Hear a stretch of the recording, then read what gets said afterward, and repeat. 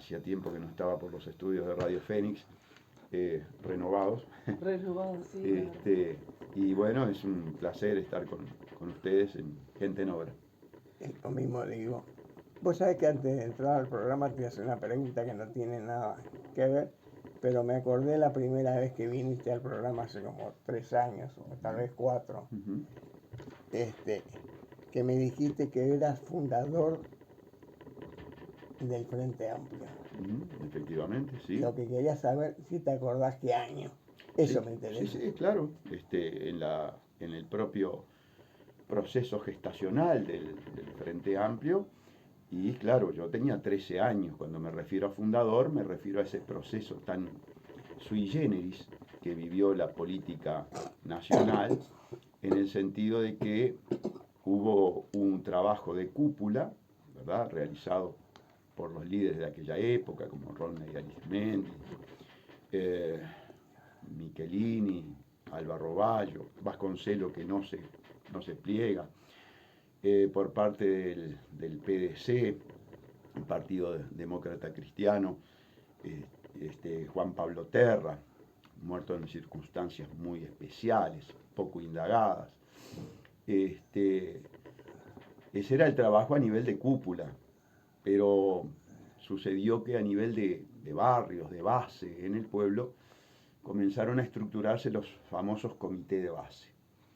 Y allí, por la década del 70, mi hermano tenía 20 años, mis padres eran de origen vallista, pero hicieron también el cambio hacia el Frente Amplio. Y nosotros, con nuestra adolescencia, con todo el romanticismo que tiene el adolescente, fundamos un comité de base que se llamó Paz para Todos, en la calle Clara y Bel, del barrio Sayago, a 2 cuadras de mi casa materna. Y ese fue el proceso por el cual yo milité intensamente. Recuerdo que estaba en segundo de liceo, casi pierdo el año, porque pese a que era buen estudiante, me había dedicado enormemente a la militancia. Tenía una Velosolet 3800 que la conservo, la tiene un sobrino político mío. Y en ella, bueno, realizaba todo tipo de actos de militancia, ¿no? Una época muy especial. Así que sí, efectivamente estuve en el proceso gestacional del Frente Amplio.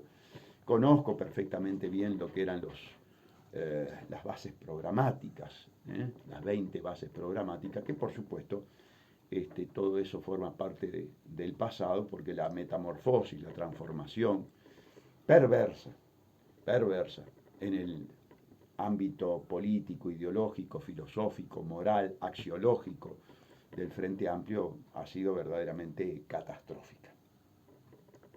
Muy bien, muchas gracias, Gustavo. Bueno, te contestó la pregunta, muy bien. Bueno, el tema fundamental que estamos viviendo ahora, tema look. ¿Qué puede decir Gustavo Salle Lorier sobre el tema look? Bien, para realidad, que quede claro, ¿no? Porque hay gente que está todavía en dudas. Es un tema impuesto por la casta política y por la casta sindical. Es una maniobra de perfilismo político abominable, abyecta, porque la ley de urgente consideración en los aspectos estructurales y en los aspectos institucionales cuenta con el respaldo de las 2 fuerzas políticas. Vale decir que en las cosas importantes, en las cosas trascendentes, los multicolores, los frenteamplistas y los sindicalistas están total y absolutamente de acuerdo. Por lo tanto, esto que se hace es un engaño al pueblo, es una estafa intelectual, es un acto abyecto, por el cual se establece, se tiende una cortina de humo, una metodología distractiva en un momento crucial de la humanidad, o sea, de Uruguay y de todo el planeta.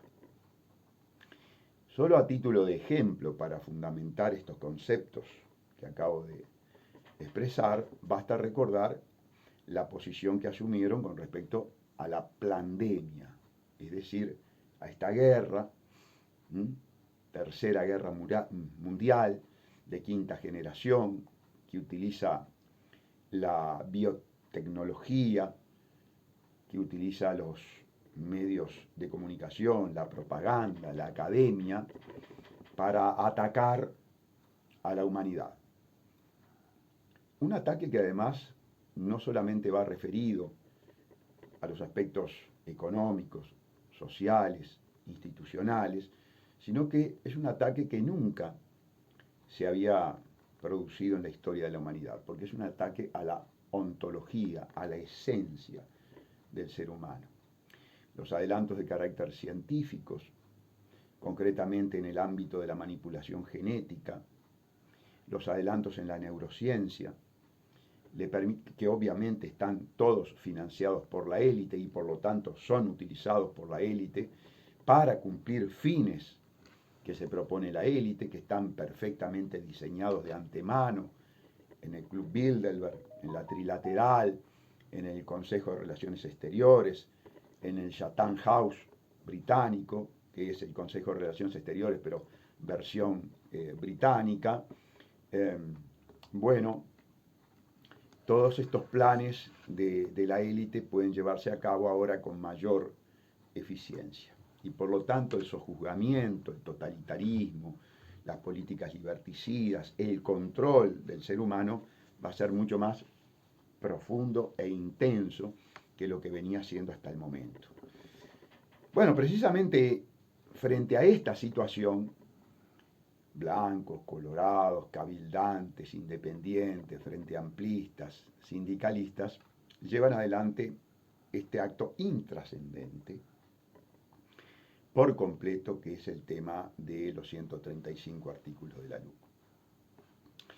Hay un solo aspecto que a nosotros nos llega de forma especial, que es la derogación de la modificación de la ley 19.210 de esclavitud banquera.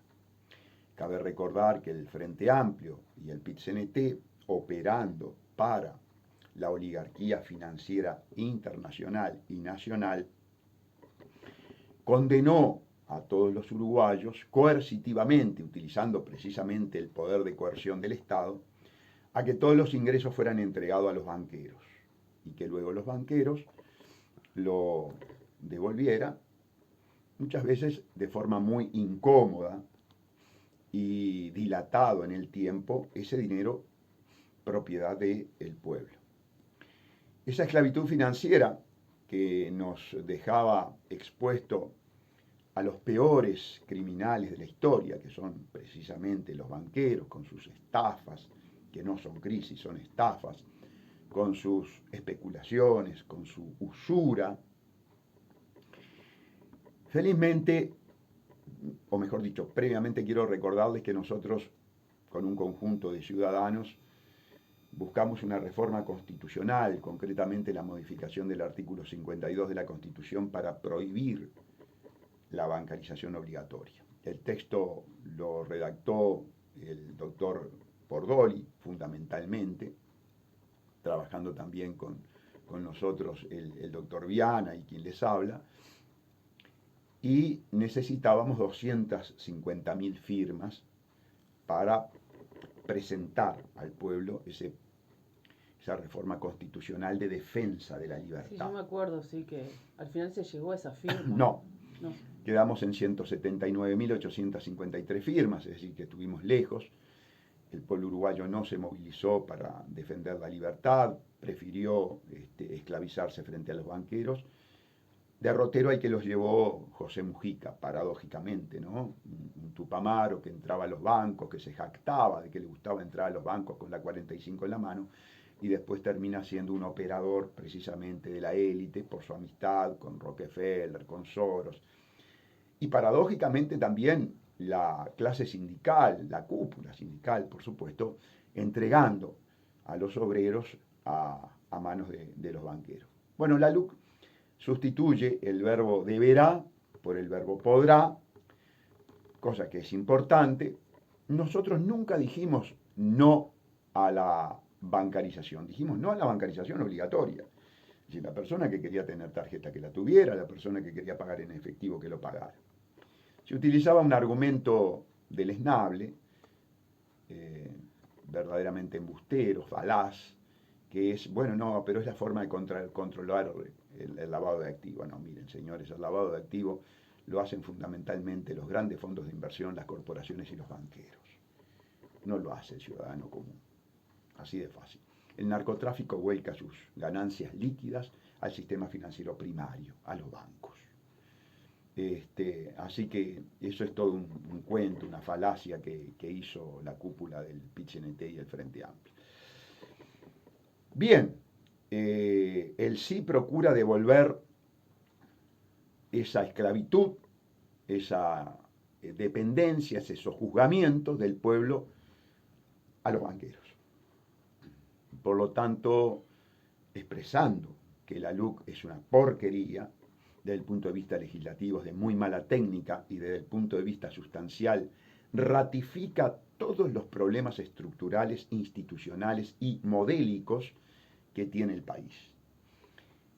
No obstante, en la medida que contiene ese aspecto que para nosotros tiene importancia, vamos a votar en blanco, sabiendo que el voto en blanco, en última instancia, favorece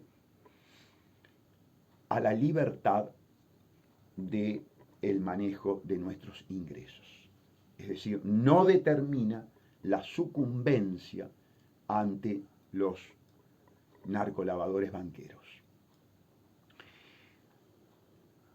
Por otra parte, cabe destacar que en los aspectos medulares son socios.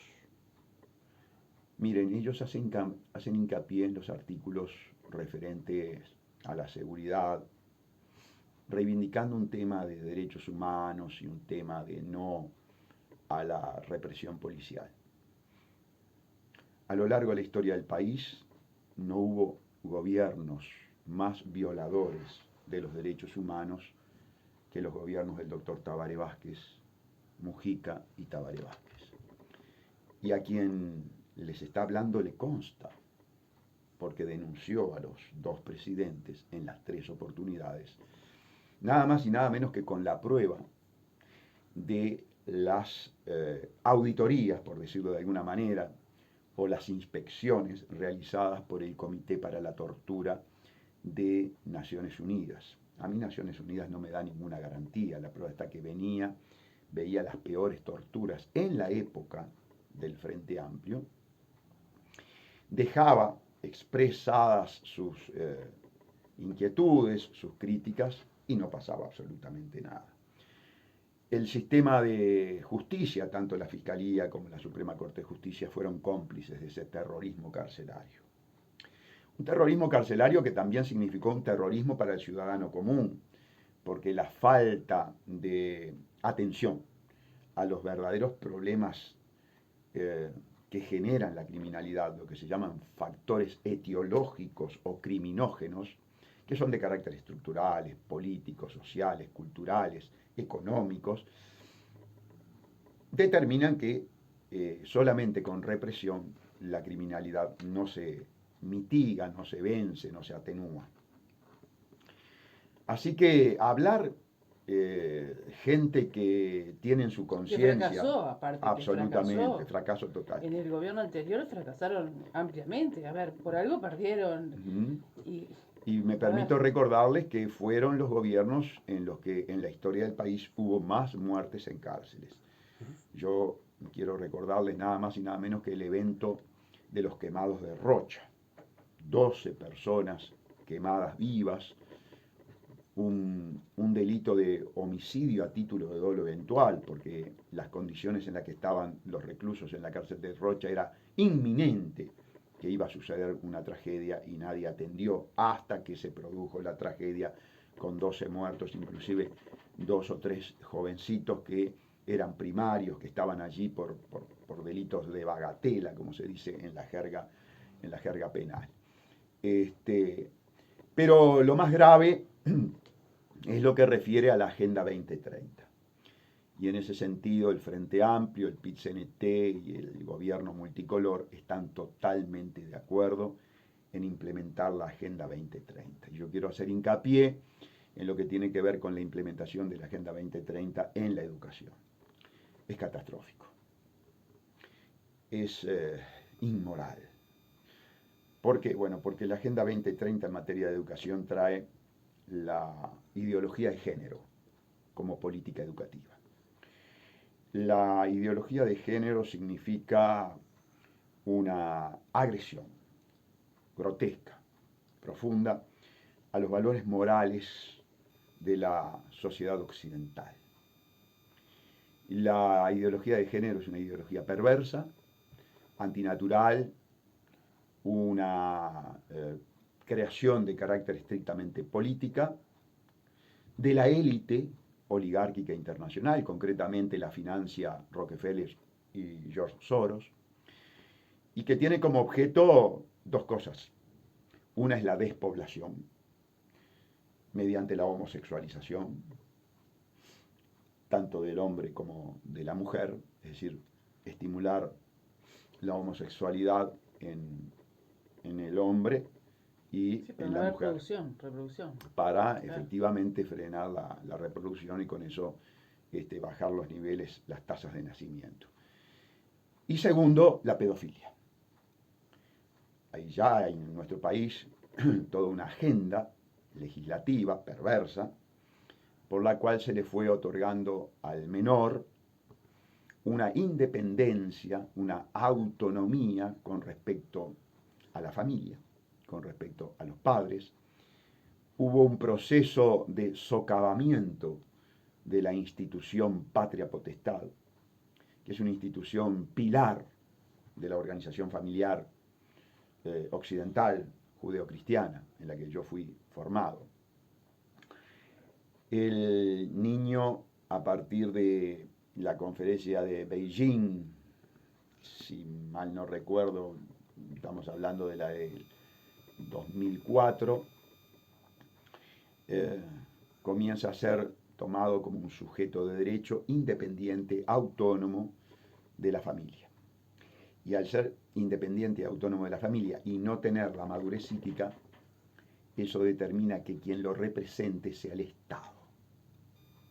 Es decir, se socava la patria potestad para entregar los niños al Estado, como los niños de Hitler o los niños de Cuba. Actualmente, en cualquier proceso en el que se litiga entre padres, por ejemplo, un tema de guarda, un tema de tenencia, el niño tiene un defensor que lo proporciona la Suprema Corte de Justicia. Defensor con el cual se relaciona directamente el menor y en forma independiente y aislada de la supervisión de los padres.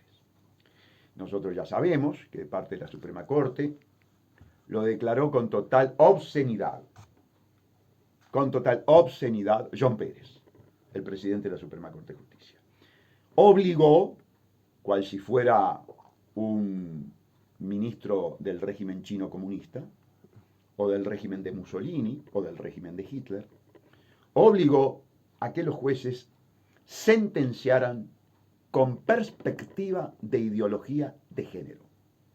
Es decir, un atropello total y absoluto a la independencia técnica que por constitución de la República tiene cada juez. Cada juez es poder judicial.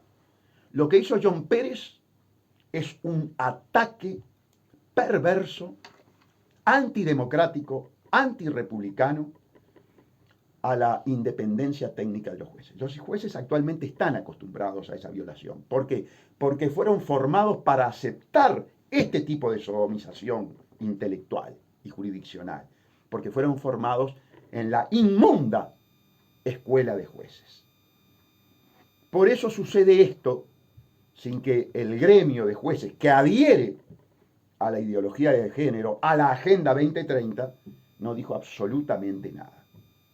Porque son cómplices de la perversidad que implica la ideología de género. Nuestro partido, Identidad Soberana, es el único partido en el Uruguay que le ha declarado la guerra. Otra guerra más. La guerra a la ideología de género, porque queremos proteger la inocencia de nuestros niños. Porque la ideología de género trae la pedofilia. Porque la élite del foro de Davos ya está probado que es pedófila. La gran mayoría de ellos tenían vínculos con el agente del Mossad, del servicio secreto israelí, Jeffrey Epstein, que tenía una red de prostitución de menores, niños de sexo masculino y niñas, sexo femenino, como bien tú lo decís, Valeria, a nivel internacional, con un avión, un Boeing 737, el Lolita Express, además, que llevaba y traía a las adolescentes y a los pedófilos del foro de Davos. En eso están de acuerdo totalmente el sí y el no. En eso son socios el sí y el no. En eso son socios la putrefacta y coimera, cuan pervertida casta política uruguaya y la casta sindical. Como no podía ser de otra manera, inventaron esta maniobra abyecta de la LUC para tapar toda esta perversidad, este atropello de la élite con respecto a la humanidad. Ah, pero de las dos, ¿cuál es la más? No, después que dije eso, yo no voy a Sí, optar por ya ninguna sé. de las dos. Además, ya expliqué, Valeria, que a mí me corresponden las generales de la ley para votar. Primero señalando que es una inmundicia y después Sí. diciendo que en la medida que luché y seguiré luchando contra los banqueros, narcolavadores y usureros, prefiero que no se derogue los artículos que dieron algo, ¿verdad? Muy poco, pero un resquicio de libertad, que el Frente Amplio y el PIT-CNT, operando cambiar. Claro. para la oligarquía patronal, usurera, financiera, internacional, la quiere eliminar. Gustavo. Es muy claro. Muy claro. Uh-huh. No hay duda ninguna acá. Para mí no hay duda. Aquí hay que aclarar algo muy importante. No hay voto neutro. No. Es falso que el voto anulado es neutro. Y esto lo quiero explicar. En la conducta humana no solamente se debe ponderar los aspectos estrictamente aritméticos, matemáticos. Por ser conducta humana tiene un componente de carácter emocional, espiritual muy importante. Quien impugna, o sea, el Frente Amplio y el PIT-CNT, como todo impugnante, busca modificar una situación ya consolidada, lo que se llama un status quo. Por definición, el ser humano tiende, en la gran mayoría de los casos, a ser conservador. No en balde esos refranes populares, más vale malo conocido que bueno por conocer, más vale pájaro en mano que 100 volando. Ese tipo de refrán popular está vinculado a estudios de carácter científicos, psicológicos, psiquiátricos. Entonces, de conducta social. Entonces, como el requisito para revocar es obtener el 50% más 1 de los votos válidos, en la medida que el voto anulado no es válido, rebaja la exigencia de obtener los votos para revocar. Ejemplo, para que se entienda. Si los votos válidos son 10, la mitad más 1 son 6.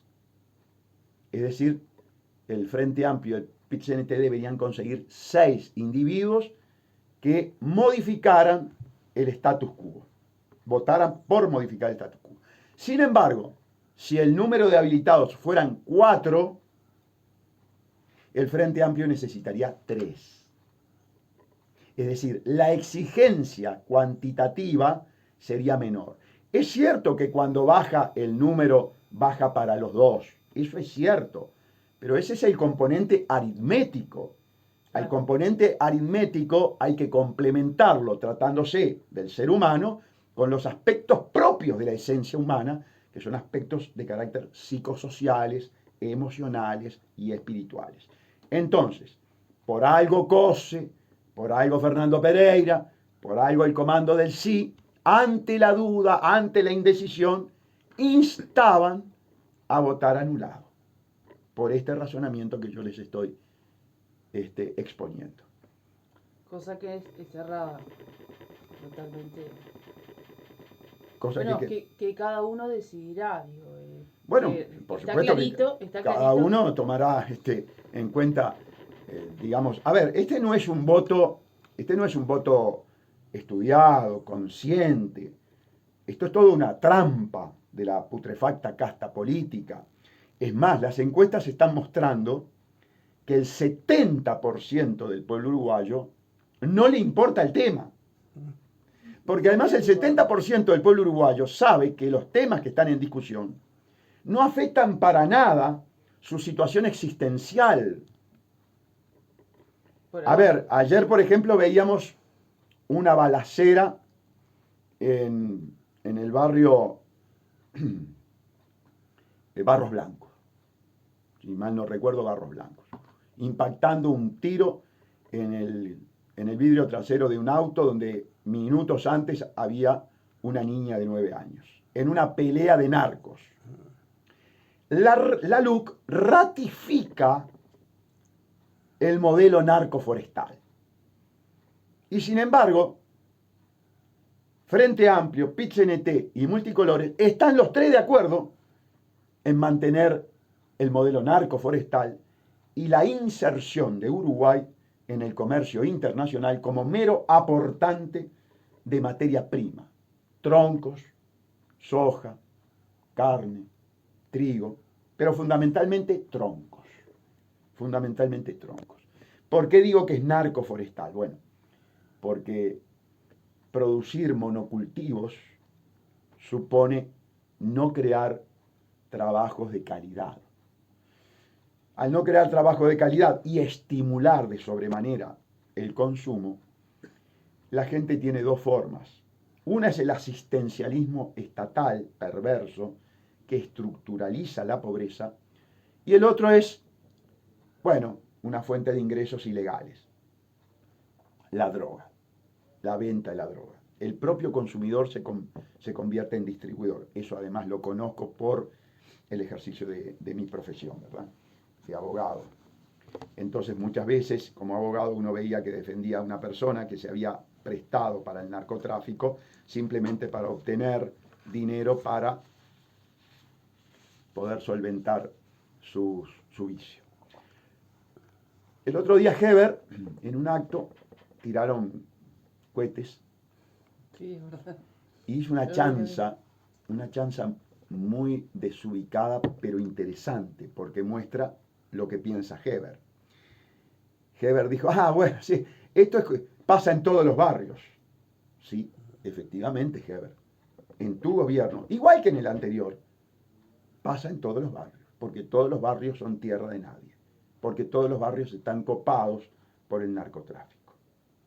Y el Instituto Policial lo sabe, porque cada comisario de cada comisaría de barrio, tanto en Montevideo como en el interior, sabe perfectamente que Pedro, Juan, Diego, Sergio trafican. Los conoce. No hay forma de que no los conozca. Es muy chico el Uruguay. Hay un pacto entre la narcomantenida casta política y los carteles de la droga. ¿Saben por qué hay un pacto? Por algo muy sencillo. Porque no hay guerra. Si no hay guerra, hay pacto. Es así. ¿Y por qué hay pacto? Porque no matan jueces, no matan fiscales, no matan políticos, no matan policías. Por eso. En los países que hay una guerra contra el narcotráfico, o por lo menos se dice que hay una guerra, vaya a saber qué es lo que hay detrás, México, Colombia, Salvador, bueno, las muertes se cuentan por cientos. Pero digo muertes de periodistas, muertes de políticos, muertes de policía, muertes de fiscales. Yo no estoy pidiendo que haya eso, vamos a entendernos. Yo solamente estoy haciendo una constatación de un elemento indiciario, un elemento de prueba indiciario, indirecto, que permite inferir, que permite conjeturar que efectivamente hay un pacto. Muchas veces se dice, ah, qué bárbaro, el presidente de la República, uno lo ve que anda por la calle sin problema ninguno. Bueno, sí, eso es fruto del pacto. Porque si sos un presidente que le declaraste la guerra al narcotráfico y le tocas los intereses al narcotráfico y le confiscás 20, 30 millones de dólares mensuales, bueno, ya saben qué hace el narcotráfico cuando pierde 20, 30 millones de dólares mensuales. Porque perder 1 millón, 2 millones cada 3, 4 o 10 meses, bueno, es una suerte de peaje. Cae 1 tonelada y pasan 100. Vale la pena. Y armar todo el circo de que la dirección de narcóticos es eficiente. No, muchachos, no, eso es cuento. Eso es una farsa. Pero están acostumbrados los uruguayos, porque la casta política les vive mintiendo. Vivimos en una permanente mise en scène, a la que naturalmente se pliega Yo diría que les gusta a los uruguayos. Y bueno, uno mira cómo se comporta después en las elecciones. ¿Y cuál es la conducta de los uruguayos en las elecciones? Es una conducta pendular. Le da el voto primero, voto castigo, saca a los partidos tradicionales, viene el Frente Amplio, profundiza las políticas de entrega a la patria, profundiza el saqueo, la corrupción, el robo, el golpe de Estado técnico, se asesora con Ignacio de Posadas, y bueno, deja al país en una situación calamitosa. Entonces, ¿cuál es la solución? Volver a los que sacó. Y bueno, evidentemente esa política pendular que vota no solamente en el Uruguay, esta política pendular es como ha armado la élite, la estructura de poder, lo que se llama el sistema de poder. Arregla un poco el desorden, decís. No arregla nada el desorden. Bueno. Al contrario, la gente vota pensando que, y claro, el que está en la oposición los curte a mentira. A ver, el doctor Lacalle Pou nos dijo que iba a ser garantía de transparencia. Todos los contratos de Lacalle Pou son secretos. Todos tienen apariencia de coima. Debería estar declarando en el juzgado permanentemente. Bueno, yo lo denuncié ya en 3 oportunidades. Pero lo que pasa es que el Frente Amplio dio un golpe de Estado técnico, ya no hay poder judicial para investigar. ¿Investiga quién? Un servicio descentralizado que depende de quién. Depende del presidente de la República. ¿Quién se va a animar a investigarlo? ¿Se imagina a Juancito Gómez queriendo investigar al fiscal general, investigar a Cuquito? Imposible.